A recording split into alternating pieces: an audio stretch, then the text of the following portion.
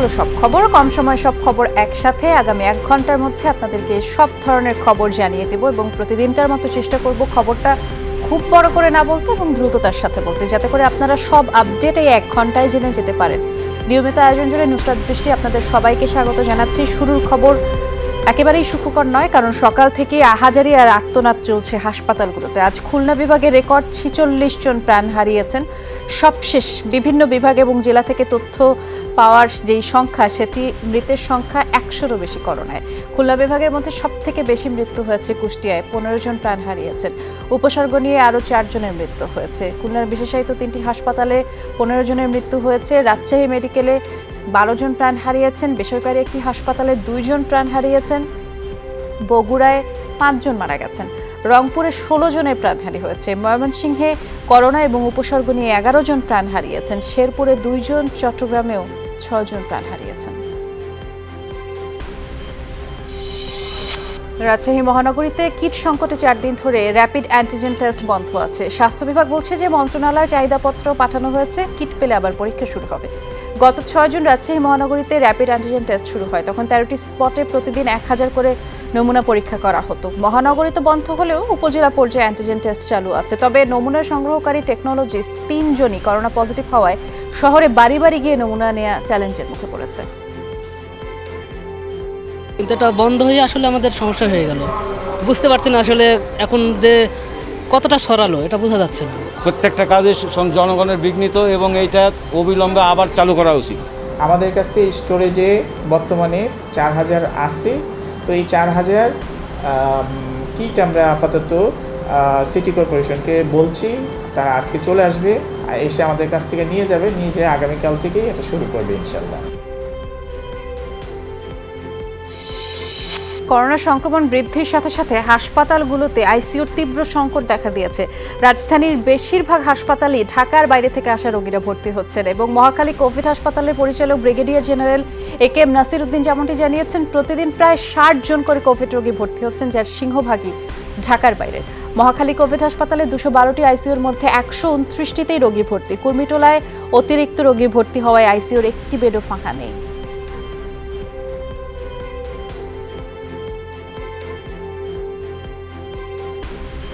3 দিন যাবত আমার জ্বর ছাইড়ে ওঠে, জ্বর থামতেছে না। ডক্টর বলছে সিচুয়েশন পেশেন্টের অত খারাপ না, যেহেতু কোভিড পেশেন্ট, আবার ওনার ক্রনিক অ্যাজমা আছে, তাই চাইতেছি ভর্তি করানোর জন্য। রোগী প্রতিদিনই বাড়ছে, এটা আরও কিছুদিন এই ধারাটা চলবে। পুরো স্বাস্থ্যবিধি মানার বিষয়টা আসছে, সেটা যদি আমরা না করতে পারি তাহলে এই বিষয়টা কিন্তু আউট অফ কন্ট্রোল হয়ে যাওয়ার সম্ভাবনা রয়েছে।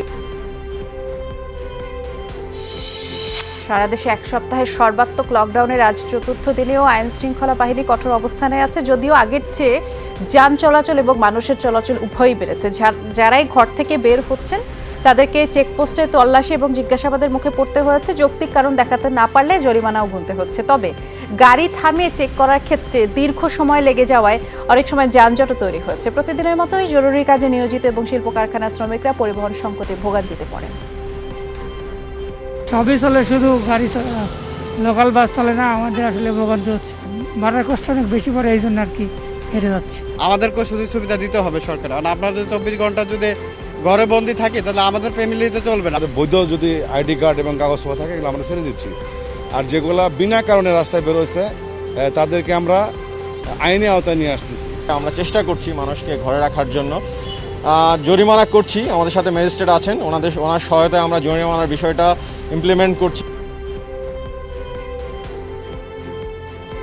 আপনাদেরকে এ পর্যায়ে রাজধানীর লকডাউনের চিত্র দেখাবো। আমাদের সহকর্মী আব্দুল্লাহ তুহিন নতুন বাজার এলাকায় আমাদের জন্য অপেক্ষা করছেন, তার কাছে কি খবর আছে জানতে চাই। তুহিন, একটু জানাবেন প্রথমে যে বিষয়টি, যে আজ যেহেতু পরিবহন এবং মানুষের চলাচল গত 3 দিনের থেকে একটু বেড়েছে, যদিও আমাদের মতো অনেকেই সৌভাগ্যবান নয়, অনেকের প্রতিষ্ঠানই পরিবহনের যে সাপোর্ট সেটি দিতে পারছে না, যার জন্য ভোগান্তি পোহাতেই হচ্ছে, এবং সেটি আপনি এর আগের সংবাদেও আমাদেরকে জানিয়েছিলেন।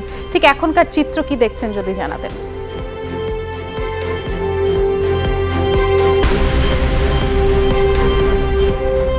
আপনি ঠিকই বলেছেন, ভোগান্তি মানে সময় যত যাচ্ছে ভোগান্তিও তত বাড়ছে। লকডাউনের পরিবেশও ধীরে ধীরে চেঞ্জ হয়ে যাচ্ছে। আপনি যদি সড়কের অবস্থা দেখেন, যে সকালের পর সড়কে মানে মানুষের আনাগোনা, যানবাহনের আনাগোনা, রিক্সার দৌরাত্ম্য সব কিছুই বেড়েছে। এমনকি সাথে সাথে সকাল থেকে দুপুর পর্যন্ত কিন্তু পুলিশে বা বিভিন্ন আইন শৃঙ্খলা বাহিনীর তৎপরতাও ছিল ব্যাপক। তারা আজকে আমরা সারাদিনে 618 জন ব্যক্তিকে গ্রেফতারের খবর পেয়েছি।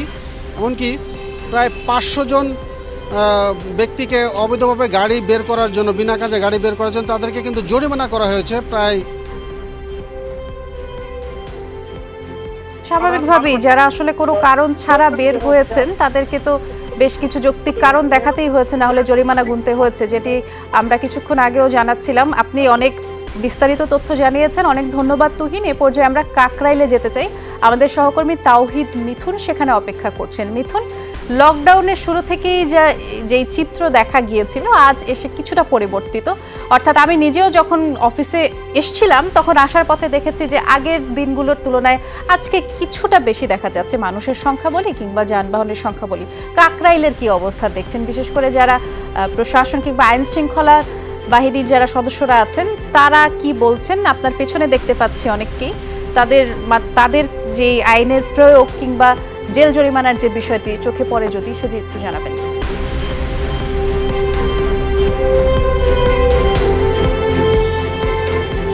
আসলে গত 3 দিন ধরে যেটি লকডাউনের শুরু থেকে, কঠোর লকডাউন শুরু হওয়ার পর থেকে কাকরাইল, মালিবাগ, শান্তিনগর এই এলাকাতে অন্তত মানুষের যে বিধিনিষেধ মেনে চলার প্রবণতা সেটি দেখা গিয়েছিল। তবে আজকে অনেকটাই বেশি সকাল থেকে দেখা গেছে যে এখানে যানবাহন চলাচল এবং মানুষের চলাচল অনেক বেশি দেখা গেছে। সেই সূত্রে আজকে আসলে আইনশৃঙ্খলা বাহিনীর যে কঠোর অবস্থান, সেই অবস্থান অনুযায়ী র্যাব 3-এর ভ্রাম্যমাণ আদালত এখানে অভিযান চালিয়েছে। তারা প্রায় 3 ঘন্টার মতো ছিল। আমরা কথা বলছি এখানকার যে ম্যাজিস্ট্রেট ছিলেন, তিনি এখানকার পরিস্থিতি আমাদেরকে একটু তুলে ধরবেন যে তারা কতটা কঠোর নিয়ম পালন। ধন্যবাদ আপনাকে। মূলত করোনা ভাইরাস সংক্রমণ যে ঊর্ধ্বগতি, সেই ঊর্ধ্বগতি লাগাম টেনে ধরার জন্য সরকার তথা মন্ত্রিপরিষদ বিভাগ থেকে যে কঠোর বিধিনিষেধ আরোপ করা হয়েছে, সেই কঠোর বিধিনিষেধ ইনশিওর করার জন্য, ইমপ্লিমেন্ট করার জন্য র্যাব 3-এর সহযোগিতায় আমরা এখানে ভ্রাম্যমাণ আদালত পরিচালনা করছি। তা আজকে মূলত মন্ত্রিপরিষদ বিভাগে কিন্তু বলা হয়েছে কি করা যাবে কি করা যাবে না, ডুস অ্যান্ড ডোন্টসগুলো বলা আছে। তা আমরা মূলত সেগুলো ইনশিওর করা যাচ্ছে। তা আমরা আজকে ভ্রাম্যমাণ আদালত পরিচালনাকালীন দেখলাম যে কিন্তু অধিকাংশ মানুষের যে সরকারের যে নির্দেশনা বা যে গাইডলাইন দেওয়া হয়েছে এটার সাথে একাত্মতা প্রকাশ করেছে এবং তারা কিন্তু অতীব জরুরি প্রয়োজন ছাড়া কেউ কিন্তু ঘরের বাইরে বের হয়নি। যেমন কিছু আছে যে হসপিটাল সার্ভিস, তাছাড়া বাইরে বিদেশগামী কিছু যাত্রী আছেন বা যারা করোনা বা কোভিড টেস্ট করাচ্ছেন, এরকম কিছু আমরা ইস্যু পেয়েছি। বা যারা জরুরি পরিষেবা এবং গার্মেন্টস ওরিয়েন্টেড কিছু আছে, এক্সপোর্ট ওরিয়েন্টেড বিজনেস, তারা এছাড়া কিছু কিছু ক্ষেত্রে আমরা পেয়েছি যারা কোনো সন্তোষজনক জবাব দিতে পারেনি। আমরা কিন্তু সকলকেই চ্যালেঞ্জ করছি যে কেন বাসার বাইরে বের হয়েছেন। তো যারা সন্তোষজনক জবাব দিতে পারেননি বা যারা হিমসিক্যালি বের হয়েছেন তাদের কিন্তু ভ্রাম্যমাণ আদালতের আওতায় বিভিন্ন অ্যামাউন্টের কিন্তু জরিমানা করা হয়েছে এবং আমাদের এই অভিযান অব্যাহত থাকবে। Thank you. এই কথা বলছিলাম র্যাব 3-এর ভ্রাম্যমাণ আদালতের ম্যাজিস্ট্রেটের সঙ্গে। আর এখানে একটি জিনিস আমরা লক্ষ্য করেছি অবশ্য, যারা খেটে খাওয়া মানুষ, দিন মজুর, তাদের যে মাস্ক পরার ক্ষেত্রে অবহেলা ছিল সে প্রবণতা বেড়েছে। এখন মাস্ক পরেই ঘুরছে, সেই প্রবণতা কমেছে, অর্থাৎ এখন মাস্ক পরার প্রবণতা বেড়েছে। অনেক ধন্যবাদ মিথুন আমাদের সাথে যুক্ত হবার জন্য। 2 ডোজ টিকা গ্রহণকারীদের করোনা আক্রান্তের হার 1% কম, ঝুঁকিও নেই তেমন। যারা টিকা নেননি তারাই এখন বেশি আক্রান্ত হচ্ছেন, শারীরিক জটিলতাও দেখা দিচ্ছে। Chattogram veterinary and animal science বিশ্ববিদ্যালয়ের একদল গবেষকের 2 মাসের গবেষণায় এই ফলাফল মিলেছে। বয়স্ক মানুষকে টিকা দেওয়া গেলেই করোনার স্বাস্থ্য এবং মৃত্যু ঝুঁকি কমবে বলছেন তারা। 137 জন হসপিটালে গেছে যাদের শ্বাসকষ্ট ছিল এবং এর মধ্যে 10 জন আইসিইউতে কিন্তু মারা গেছে। 50 ঊর্ধ্ব যারা, তাদেরকে টিকাটা অবশ্যই নিতে হবে এবং প্রথমেই তাদেরকে টিকা নিলে আমরা এখানে মৃত্যুর হারটা কমাতে পারবো এবং আক্রান্ত হারও আমরা কমাতে পারবো। সকাল থেকে বৃষ্টিতে আবারও জলাবদ্ধতা দেখা দিয়েছে রাজধানীতে। মাঝারি বৃষ্টিতে গ্রিন রোড, ধানমন্ডি সহ বেশ কয়েকটি এলাকার সড়ক তলিয়ে যায়। কঠোর লকডাউনের মধ্যে জরুরি কাজে যারা বের হচ্ছেন ভোগান্তিতে পড়েন, কোথাও কোথাও হাঁটু পানিও জমে যায় এবং জলাবদ্ধতায় অনেক জায়গায় সড়ক নদীতে পরিণত হয়। এছাড়া পানির নিচে খানাখন্দে ভরা সড়ক, এই ভোগান্তি আরও কয়েক গুণ বাড়িয়েছে। নগরীর বিভিন্ন স্থানে সড়ক ও ড্রেনের উন্নয়ন কাজ চলা এমন জলাবদ্ধতা বলে ভুক্তভোগী পথচারীরা জানান। বর্ষা মৌসুমে নিয়মেই পরিণত হওয়া এই জলজট ও ভোগান্তির জন্য অনেকেই ক্ষোভ প্রকাশ করেন। আমার আম্মা ইউনাইটেড হাসপাতালে ভর্তি আছে, 79 বছর বয়সে অপারেশন করা লাগবে। তো এই রাস্তাতে যে অবস্থা, আমার মনে হইতেছে যে আমি একদম নদীর ভিতর দিয়ে আসতেছি। পুরাটাই আমি একেবারে বন্ধু ভিজে এলাম, কিন্তু আসতে পারি না, যাইতে পারি না। অবস্থা এত খারাপ নিয়ে মানুষ কেন চলাফেরা করে বলে? যাওয়া আসা করা যায় না, পানি মনে করেন এই পর্যন্ত হয়, যানজট অনেক হয়ে যায়। এই 27 নম্বরে এক এক করে 2-3 বার করে ড্রেনের কাজ করতেছে, অথচ এই জলাবদ্ধ এখনও শেষ হয় না। কারণ আমরা যদি একটু গাড়ি নিয়ে বেরোই, একটু বৃষ্টি হয়, তাহলে আমরা আটকা পড়ে যাই। পানি জমে যায় রাস্তায়, তারপর ছিল দেখা যাচ্ছে যে রাস্তা ভাঙা, অনেক সময় অনেক সমস্যার সৃষ্টি হয়। কয়েক ঘন্টার বৃষ্টিতে জলাবদ্ধতা কুমিল্লা নগরীতেও। ভোর 6টা থেকে সকাল 9টা পর্যন্ত 96 মিলিমিটার বৃষ্টিপাত রেকর্ড করেছে আবহাওয়া অধিদপ্তর। নগরীর বিভিন্ন সড়ক পানিতে তলিয়ে গেছে, বাসাবাড়িতেও পানি ঢুকে গেছে এবং প্রয়োজনের তাগিদে যারা বের হয়েছে তাদের ভোগান্তিতে পড়তে হয়েছে। বিভিন্ন খাল ভরাটের কারণে বৃষ্টিতে নগরীতে এভাবে জলাবদ্ধতা দেখা দিচ্ছে। সরু ব্রিজের যে যতটুকু দরকার তার তুলনায় এই ড্রেনের সংস্করণের ব্যবস্থাটা খুবই নিম্নমানের। ড্রেনের নতুন কাজ করার পরেও এখনো সমস্যাটা আগের চেয়ে মনে হয় যে আরো বাড়ছে। সকাল থেকে পানি জলাবদ্ধতা, এটা এইভাবে চলতে পারে না দেশ। এটার একটা সুষ্ঠু পরিকল্পনা দরকার, পরিকল্পনা অনুযায়ী উপযুক্ত কাজ করা দরকার। পানিগুলো নিষ্কাশন তো হইতে হবে, কিন্তু বাস্তবে পানি ওইভাবে নিষ্কাশন হওয়ার জায়গাটা কম। বিশ্বজুড়ে দৈনিক মৃত্যুহার কিছুটা কমেছে করোনায়। শনিবার 7,000-এর বেশি মানুষ মারা গেলেন, মোট প্রাণহানি 39,87,000 ছাড়িয়ে গেছে। তবে স্বস্তির বিষয় 16,86,00,000 মানুষ করোনা মুক্ত হয়েছেন। দৈনিক মৃত্যু আর সংক্রমণে এখনও শীর্ষে আছে ব্রাজিল। লাতিন দেশটিতে শনিবার 1600-র বেশি মানুষ প্রাণ হারিয়েছেন। ভারতে 947 জনের মৃত্যু লিপিবদ্ধ হলো। একই সাথে গেল বছর মার্চের পর দিনে 100-র কম মৃত্যু দেখল যুক্তরাষ্ট্র। শনিবার এই মার্কিন মুলকে 96 জন মারা গেছেন। রাশিয়ায় গেল কদিন ধরে আবার ঊর্ধ্বমুখী প্রাণহানি, 700 জন প্রাণ হারিয়েছেন সেখানে।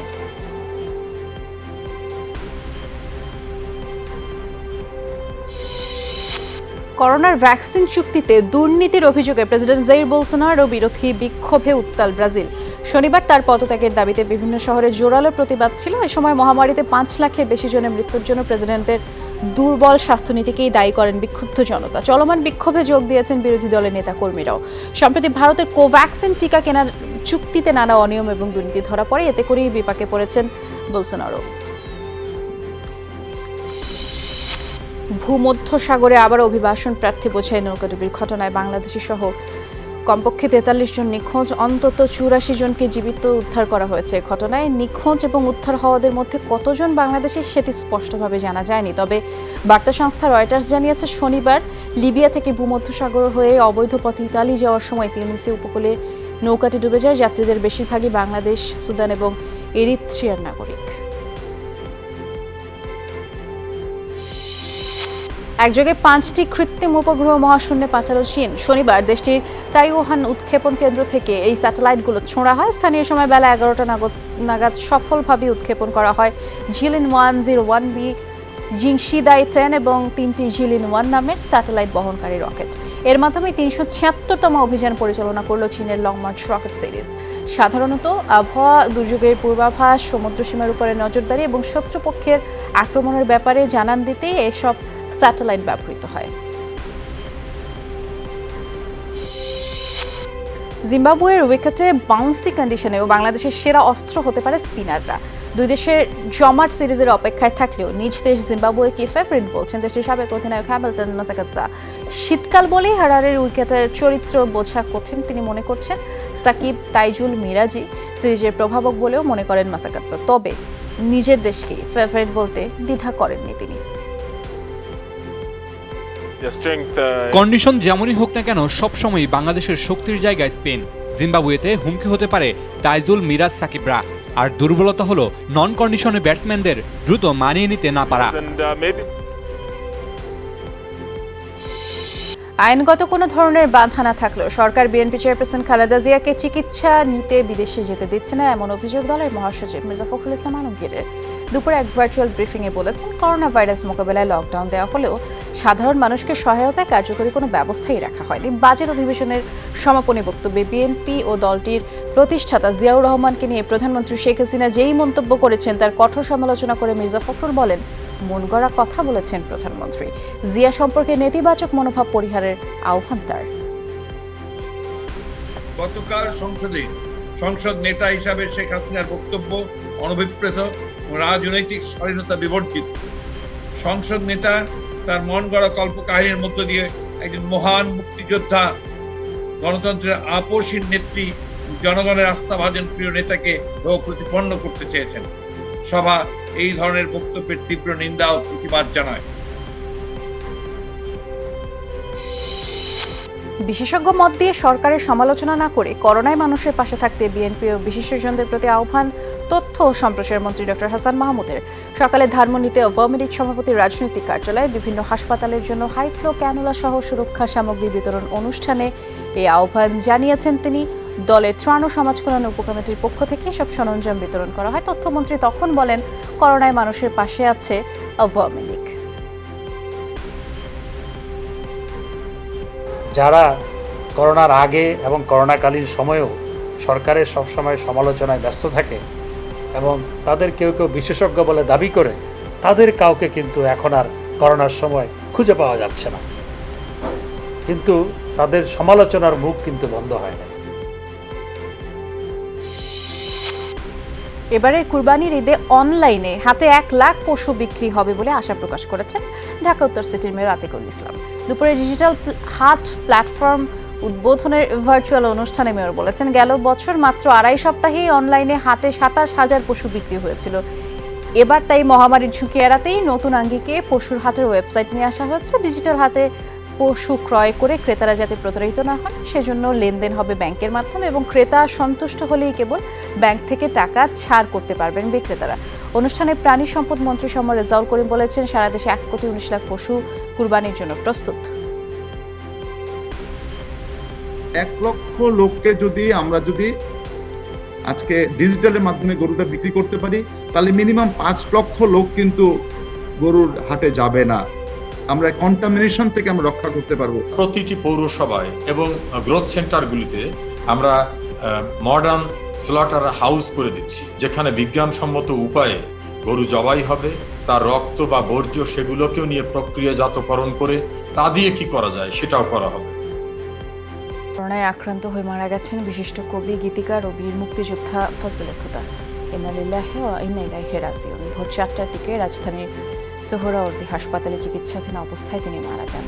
কালজয়ী সালাম সালাম হাজার সালাম গানের রচয়িতা তিনি। বয়স হয়েছিল 85 বছর। ফজলে খুদা বেতারে গীতিকার হিসেবে 1963 সালে এবং 1964 সালে টেলিভিশনে তালিকাভুক্ত হন। বিবিসির জরিপে সর্বকালের সর্বশ্রেষ্ঠ বাংলা গানের তালিকায় সেরা 20-এর মধ্যেই ফজলে খুদার লেখা সালাম সালাম হাজার সালাম গানটি 12তম স্থানে রয়েছে। 1941 সালের 9 মার্চ পাবনা জেলার বাইরা থানায় বনগ্রামে জন্মগ্রহণ করেন তিনি এবং তার মৃত্যুতে গভীর শোক জানিয়েছেন প্রধানমন্ত্রী শেখ হাসিনা।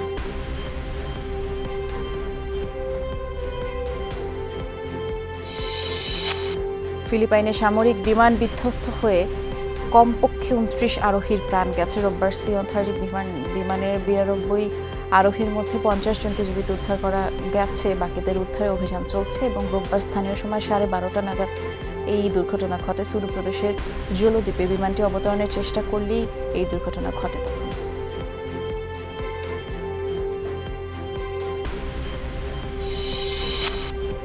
অস্ত্রবিরতি 1.5 মাসের মধ্যে গাজা ভূখণ্ডে 4র্থ দফা বিমান হামলা চালালো ইসরায়েল। শনিবারের সহিংসতায় এক ফিলিস্তিনিও প্রাণ হারিয়েছেন। রাতে নাবলুস এলাকায় এই ঘটনা ঘটে। পরিস্থিতি নিয়ন্ত্রণে এলোপাতাড়ি ফাঁকা গুলি ছড়ে ইসরায়েলি সেনাবাহিনী, যাতে নিজ বাড়ির ছাদে দাঁড়িয়ে থাকা এক তরুণ প্রাণ হারান। তাকে মোহাম্মদ ফরিদ হাসান নামে তাকে শনাক্ত করা হয়েছে। সহিংসতায় আরও 2 নিরপরাধ ফিলিস্তিনি গুলিবিদ্ধ হয়েছেন।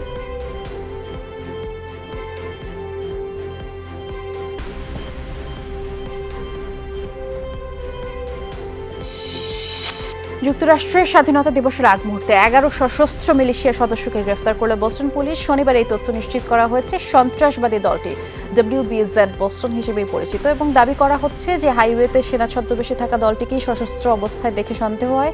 জিজ্ঞাসাবাদের জন্য গেলে তারা অবস্থান নেয়। আত্মসমর্পণের আহ্বান জানানো হলেও সাড়া না দিয়ে রাতভর নিরাপদ দূরত্বেই অবস্থান করছিল উভয় পক্ষ। ভোরে সবাইকে নেওয়া হয় পুলিশি হেফাজতে।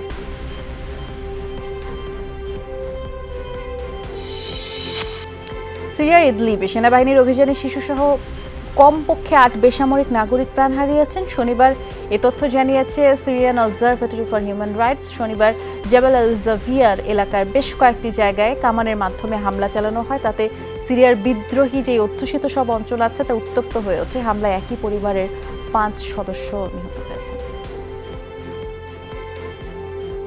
সিলেটের অলিগলিতেও যাতে কেউ লকডাউন অমান্য করতে না পারে সেজন্য শিগগিরই পাড়া মহল্লায় অভিযান চালাবে র্যাব। তথ্য জানিয়েছেন র্যাব 9-এর অধিনায়ক লেফটেন্যান্ট কর্নেল আবু মুসা মোহাম্মদ শরীফুল ইসলাম। জানিয়েছেন লকডাউন বাস্তবায়নে নিরলসভাবে অভিযান চলছে। গুরুত্বপূর্ণ মনে মনে চেকপোস্ট বসিয়ে অভিযান অব্যাহত আছে। কেউ লকডাউন না মেনে বাহির হলে জরিমানার পাশাপাশি আইনি ব্যবস্থা। আর সেই সাথে সিলেট বিভাগে 20টি দল কাজ করার পাশাপাশি সাধারণ মানুষের মধ্যে সুরক্ষা সামগ্রী বিতরণ করা হচ্ছে বলেও জানান তিনি। এখন থেকে সপ্তাহে 3 দিন অনুমোদিত স্থলবন্দর দিয়ে ভারতে থাকা বাংলাদেশিরা দেশে ফিরতে পারবেন। তথ্য জানিয়েছেন স্বাস্থ্য অধিদপ্তরের মুখপাত্র অধ্যাপক ডক্টর নাজমুল ইসলাম।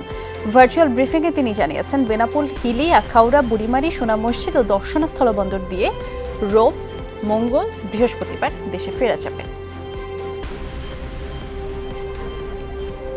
ভারতে অবস্থানরত বাংলাদেশ নাগরিকগণ অনুমোদিত স্থলবন্দর সমূহ বেনাপোল, আখাউড়া, বুড়িমারি, হিলি, দর্শনা ও সোনা মসজিদ বন্দর দিয়ে সপ্তাহে 3 দিন রবিবার, মঙ্গলবার ও বৃহস্পতিবার বাংলাদেশে প্রবেশ করতে পারবেন এবং পরবর্তী নির্দেশ না দেওয়া পর্যন্ত 1 জুলাই থেকে 14 জুলাই পর্যন্ত এই আদেশটি বলবৎ থাকবে। করোনায় অতি দরিদ্র ও দরিদ্রদের সহায়তায় 23 কোটি টাকা ত্রাণ দেওয়ার জিও জারি করেছে ত্রাণ মন্ত্রণালয়। দুপুরে সভাকক্ষে এই সংক্রান্ত বৈঠক শেষে প্রতিমন্ত্রী এনামুর রহমান তথ্য জানিয়ে বলেছেন, এবার করোনায় বিশেষ গুরুত্ব দেওয়া হচ্ছে সিটি কর্পোরেশন এলাকার অতি দরিদ্র ও পরিবহন শ্রমিকদের। এজন্য সিটি কর্পোরেশন সহ জেলাগুলোতে নির্দেশনাও দেওয়া হয়েছে। ত্রাণ বিতরণের দুর্নীতি রোধে কঠোরভাবে তদারকি হচ্ছে এবং কুরবানির ঈদে দরিদ্রদের সহায়তায় আলাদা বরাদ্দও দেওয়া হয়েছে বলে প্রতিমন্ত্রী জানিয়েছেন। সিটি কর্পোরেশনগুলোতে ভাসমান লোক বেশি, সেদিকে আমাদের দৃষ্টি দিতে হবে, সেখানে অর্থ বরাদ্দ দিতে হবে। প্রায় 65 জন জনপ্রতিনিধির বিরুদ্ধে মামলা হয়েছে, তারা গ্রেপ্তার হয়েছে, তাদের শাস্তি দেওয়া হয়েছে এবং তাদেরকে বরখাস্ত করা হয়েছে। এরপর থেকে এই পর্যন্ত দুর্যোগ ব্যবস্থাপনা ত্রাণ মন্ত্রণালয়ের বিতরণ কার্যে কোনো অনিয়মের অভিযোগ আসে নাই। প্রবল বৃষ্টিপাত আর ভূমিধসে বিপর্যস্ত জাপানের আতেমি শহর। এখন পর্যন্ত 3 জনের মরদেহ উদ্ধার হলেও নিখোঁজ 19 জনকে জীবিত পাবার আর সম্ভাবনা নেই। স্থানীয় প্রশাসনের বরাত দিয়ে জানানো হয়েছে ভূমিধসে বিধ্বস্ত ঘরবাড়িগুলো থেকে 10 বাসিন্দাকে টেনে তোলা হয়েছে। উদ্ধার অভিযানে সেনাবাহিনী, ফায়ার ব্রিগেডের 1000 সদস্য কাজ করছেন। বিদ্যুৎ বিচ্ছিন্ন শহরটির 1000-এর বেশি সংযোগ।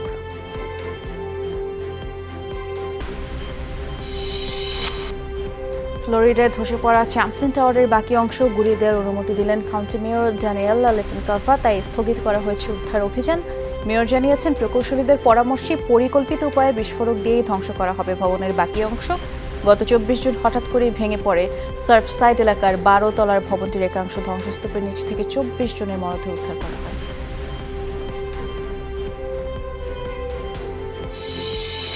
কানাডায় তীব্র তাপদাহের মধ্যে পশ্চিমাঞ্চলের প্রায় 12,000 বজ্রপাতে 170টির বেশি দাবানলের ঘটনা ঘটেছে। শনিবার এই বিষয়টি নিশ্চিত করে জাতীয় আবহাওয়া অধিদপ্তর। নতুনভাবে সৃষ্ট দাবানলের কারণে অঞ্চলটির বেশ কয়েকটি গুরুত্বপূর্ণ সড়ক বন্ধ। কানাডার প্রতিরক্ষা মন্ত্রী হরজিৎ সাজ্জান জানিয়েছেন, ত্রাণ, সামরিক হেলিকপ্টার এবং 350 সেনা পাঠানো হবে দুর্গত এলাকায়। ঝুঁকিপূর্ণ এলাকার মানুষদের সহযোগিতার জন্যই এমন পদক্ষেপ।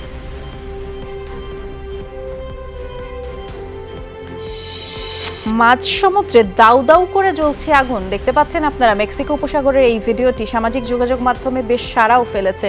স্থানীয় সময় শুক্রবার ভোরে ইউকাতান উপদ্বীপ এলাকায় এই অগ্নিকাণ্ড হয়। মেক্সিকোর রাষ্ট্রায়ত্ত জ্বালানি কোম্পানি পেমেক্স জানিয়েছে, সাগরের নিচে পাইপলাইনে ফুটো হওয়া এই দুর্ঘটনা। 5 ঘন্টার চেষ্টায় আগুন নিয়ন্ত্রণে আসে।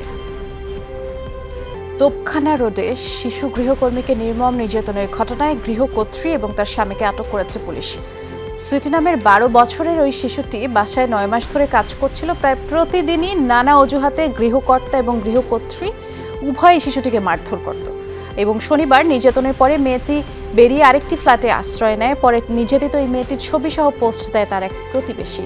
সেই ছবিতেই দেখা যায় মেয়েটির শরীরে আঘাতের চিহ্ন। পশ্চাৎ দেশে উভয় পাশে আগুনে পোড়াখা। পরে পুলিশের মিডিয়া অ্যান্ড পাবলিক রিলেশন উইংয়ের তৎপরতায় শাহবাগ থানা পুলিশ মেয়েটিকে উদ্ধার করে, সেই সাথে নির্যাতনের অভিযোগে অভিযুক্ত মোহাম্মদ তানভীর আহসান এবং তার স্ত্রী অ্যাডভোকেট নাহিদকে গ্রেফতার করে পুলিশ। মেয়েটিকে ঢাকা মেডিকেলে চিকিৎসা দেওয়া হচ্ছে।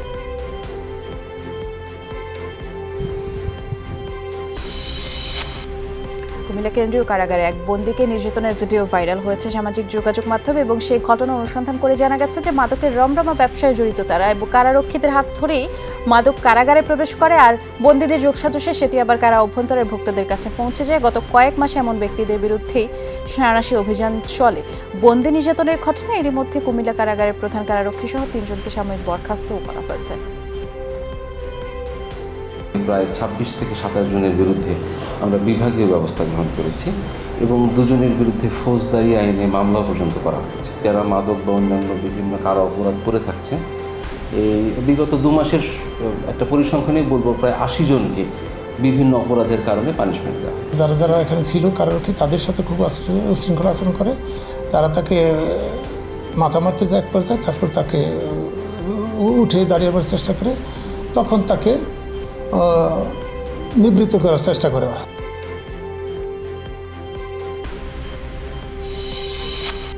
ধামাকা শপিং চালু করেছে ক্যাশ অন ডেলিভারি সুবিধা। এখন থেকে ধামাকা শপিং এর ক্রেতারা পণ্য কিনে ডেলিভারির সময় মূল্য পরিশোধ করতে পারবেন।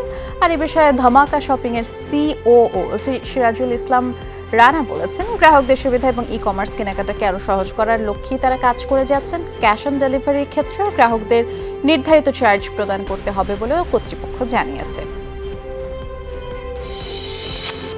ইউক্রেনে শুরু হলো আলোচিত সামরিক মহড়া সি ব্রিজ 2021। যুক্তরাষ্ট্র সহ নেটো সদস্যগুলোর সাথে যৌথ এই সামরিক মহড়া আগামী 2 সপ্তাহ চলবে। 3 বাহিনীর সমন্বয়ে সামরিক মহড়া চলছে, যাতে অংশ নিয়েছে ডেস্ট্রয়ার এবং ফ্রিগেট সহ 30টি যুদ্ধজাহাজ।